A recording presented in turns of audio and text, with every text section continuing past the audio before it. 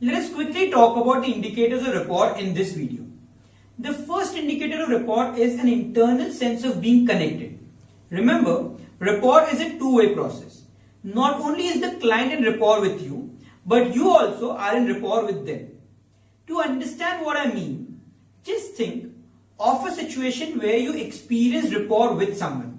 You know, a situation where you felt that the two of you just clicked? That feeling that you experienced then is a good indicator of rapport. A more objective indicator of rapport is whether you are able to pace a person with conscious awareness but without conscious efforts.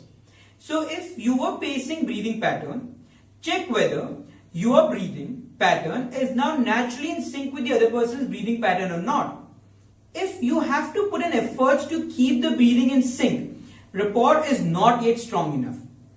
After the initial efforts, once you realize that the breathing pattern continue to remain in sync, kind of on an autopilot, then you have established a strong rapport.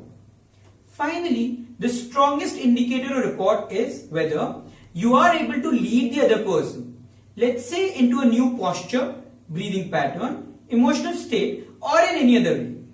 If you are, then the rapport is really strong.